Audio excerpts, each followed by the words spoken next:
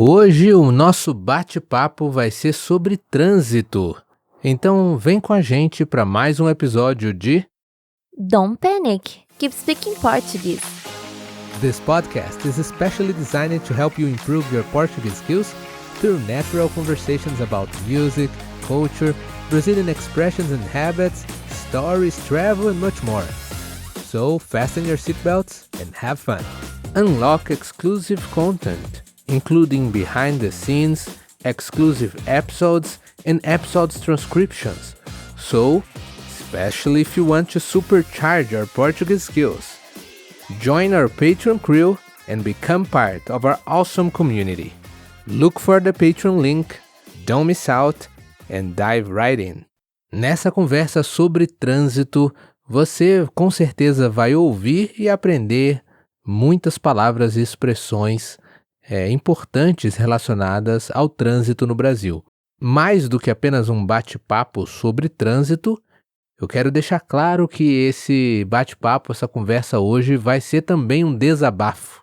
Um desabafo e uma reclamação sobre o trânsito nessa pequena cidade, nesse pequeno vilarejo onde moramos.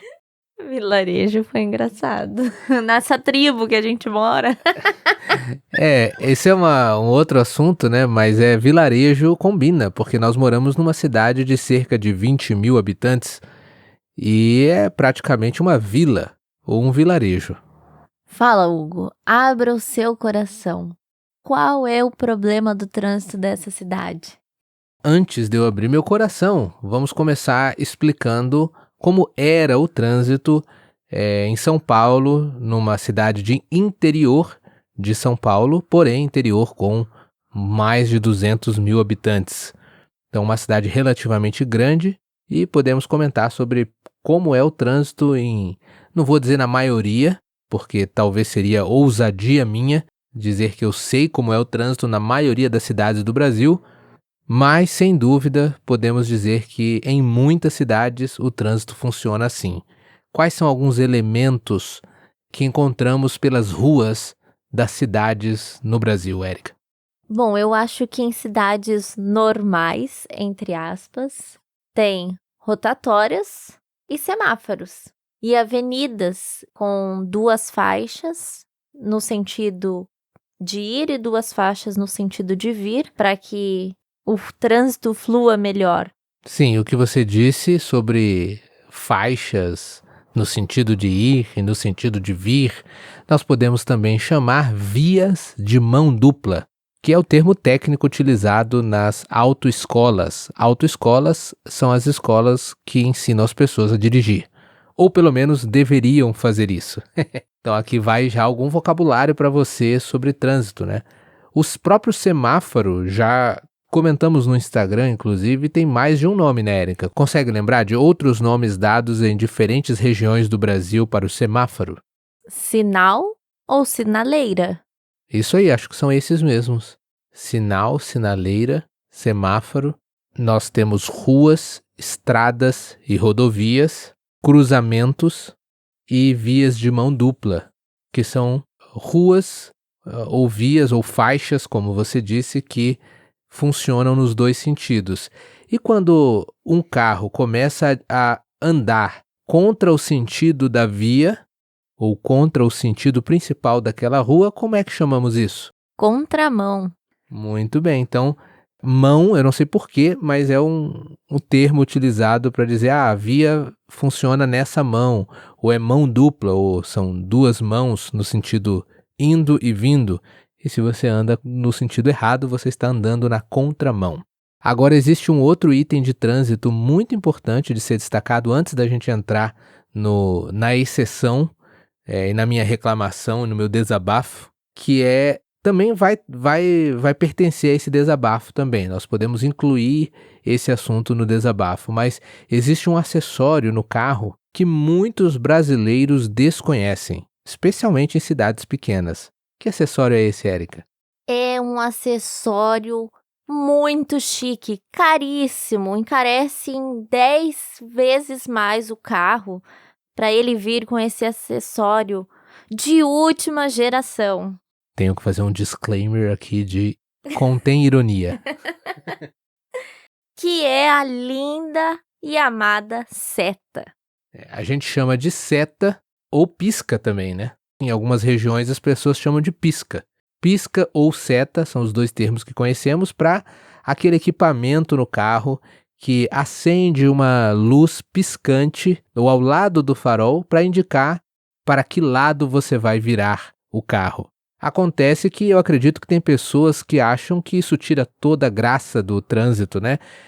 Isso tira todo o mistério, isso previne muitos acidentes e daí o trânsito fica menos emocionante, porque em cidades pequenas, como a nossa, muitas pessoas não dão seta. E aí é assim que dizemos, dar seta, ou eu dizia no Rio de Janeiro, alçar seta. Então, dar seta ou alçar seta é usar esse equipamento de altíssima tecnologia que sinaliza para onde você vai virar, mas que muitos motoristas de cidades pequenas se recusam a usar. É porque senão não tem graça, né? Porque cidade pequena, entende-se pouco movimento, pouco trânsito. Então, para deixar o negócio caótico, tem que inventar alguma coisa. Nesse caso, deixar de usar a seta. Porque aí você tem que adivinhar para onde será que aquele carro vai.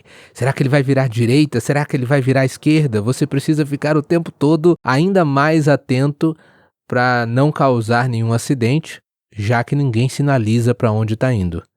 Então já começamos aqui a sessão de desabafo em relação ao trânsito, especialmente em cidades pequenas. Nós moramos numa cidade de 20 mil habitantes, como eu já citei, e você sabe quantos semáforos tem nessa cidade?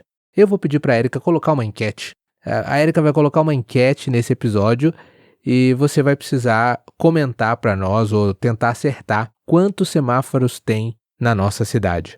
Mas, para já dar uma dica, vamos comentar sobre outra cidade vizinha, que é a cidade de Gramado, uma cidade turística. Então, embora estamos falando aqui de duas cidades vizinhas, uma de 20 mil habitantes e outra de cerca de 35 a 40 mil habitantes, especialmente essa cidade de Gramado, passam ali, em um fim de semana, mais de 1 milhão de pessoas, às vezes 2 milhões de pessoas, porque é uma cidade muito visitada. Na verdade, uma das mais visitadas pelos brasileiros. Agora você imagina que nessa cidade ela tem o charme de não ter nem sequer um semáforo. Realmente lá não tem nenhum semáforo. E lá a lei do trânsito é a seguinte: pedestre tem preferência. Então, onde tem faixas de pedestres, o que são muitas, o pedestre pôs o pé na faixa, o carro tem que parar. Engraçado é que o pessoal respeita. É uma das poucas cidades em que o pessoal respeita essa lei, de deixar o pedestre passar, ter preferência. Vai colocar o pé na faixa e esperar o carro parar em São Paulo, capital, para você ver. Você vai realmente parar no hospital. E o carro talvez pare em cima de você. É verdade, mas há algumas exceções, como é o caso de Gramado. Aqui em Nova, o pessoal também costuma respeitar a faixa de pedestre. Então, se você vai atravessar a rua, na faixa, o pessoal costuma parar. Às vezes até tem gente que para mesmo se o pedestre vai atravessar e não está na faixa. Mas assim, não vai sair atravessando a rua desembestadamente sem olhar para os lados, porque sempre tem um ou outro que não para na faixa, então toma cuidado. Mas o que favorece essa regra em Gramado é que realmente são muitas pessoas andando a pé, porque o centro da cidade ali é muito movimentado, então o movimento de pedestres é muito grande e os carros são quase obrigados a respeitar os pedestres, andar bem devagar e parar para eles atravessarem na faixa. O trânsito até que flui mais ou menos bem nessa cidade de Gramado, porque embora não haja semáforos, as rotatórias, pelo menos uma boa parte das rotatórias, permite que 2 carros façam a rotatória ao mesmo tempo, um ao lado do outro. Muitas ruas, ou pelo menos algumas ruas, têm 2 faixas, comportam 2 carros andando no mesmo sentido da via. E aí entra a parte do desabafo sobre a nossa cidade, o que não acontece em Nova Petrópolis. Como a Érica já falou, a nossa cidade, ou a cidade em que moramos, ela é pequena, mas como passa muita gente devido a também ser turística e ser próximo da ainda mais turística cidade de Gramado, eu penso que os engenheiros de trânsito pensaram assim: não vamos facilitar, né? Porque se a gente facilitar, não vai ter movimento, vai parecer que a cidade está vazia. Como a nossa cidade não recebe tanto turistas como a nossa vizinha, vamos dar um jeito na engenharia de trânsito aqui para que a cidade pareça estar sempre cheia, com bastante trânsito. Então, além dos próprios motoristas não darem seta, as rotatórias que tem pela cidade, elas afunilam, ou seja, uma via que cabe 2 carros, quando vai chegando perto da rotatória, eles colocam algumas tartarugas, que eu não sei o nome técnico daquilo, mas a gente chama popularmente de tartaruga. Tachões. Ah, muito obrigado, Érica. É isso mesmo. Tachões na pista. Eles colocam tachões, que a gente chama de tartaruga, no informal, que impedem ou devem pelo menos impedir que os carros usem as 2 faixas, então afunilam para apenas uma via. Então os carros são obrigados a passar na rotatória apenas um carro por vez. E como só tem uma via que corta a cidade de ponta a ponta, atravessa a cidade, então isso cria um congestionamento que poderia não existir, porque é perfeitamente possível, ou seria perfeitamente possível, passar 2 carros na rotatória, mas eles fazem questão de afunilar e geram um engarrafamento. Olha aí outro termo, outro vocabulário sobre trânsito: engarrafamento. Quando muitos carros estão parados um atrás do outro devido a um congestionamento. Seria possível passar 2 carros com 2 possibilidades. Uma, não tendo os tachões ou as tartarugas que afunilam a rua. E 2, o motorista ser bom. O que também é raro por aqui, mesmo onde tem 2 vias, sabe, tem aquela pintura no meio, que são pinturas de faixas brancas pontilhadas que dividem as 2 vias, que dá para passar 2 carros, né? Um carro andando pelo lado esquerdo, um carro andando pelo lado direito. O que é mais comum encontrar aqui são carros andando nem de um lado nem do outro, no meio, e assim impedindo todo o trânsito de fluir, mesmo antes desse afunilamento que os engenheiros de trânsito fizeram.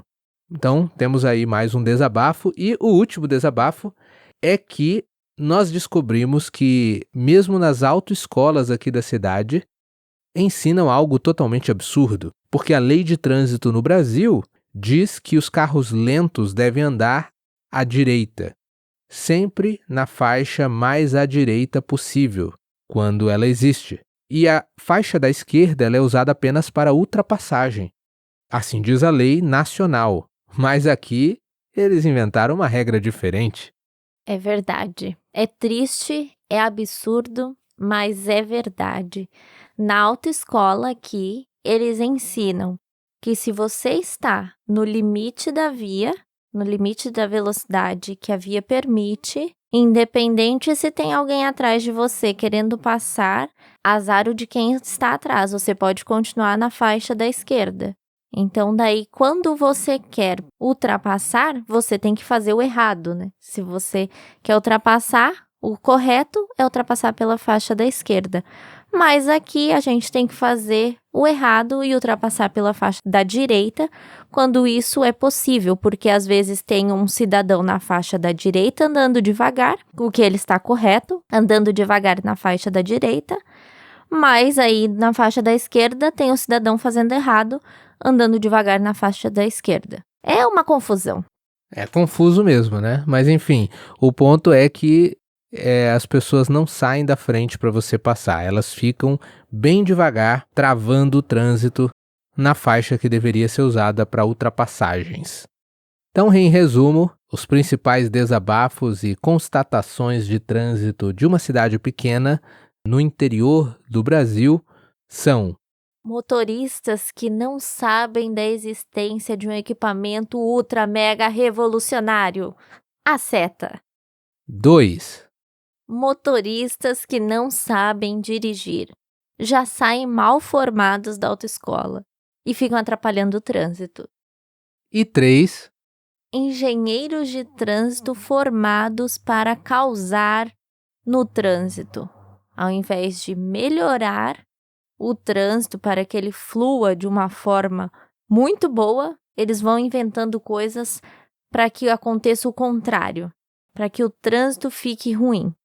Muito bem, depois dessa revisão, desse desabafo e de tanto vocabulário novo para você aprender e pensar sobre trânsito no Brasil, fique ligado porque no próximo episódio nós vamos comentar sobre o que nós achamos do trânsito nos Estados Unidos, pelo menos na pequena experiência que tivemos por lá. Esse foi mais um episódio de Don't panic, keep speaking Portuguese.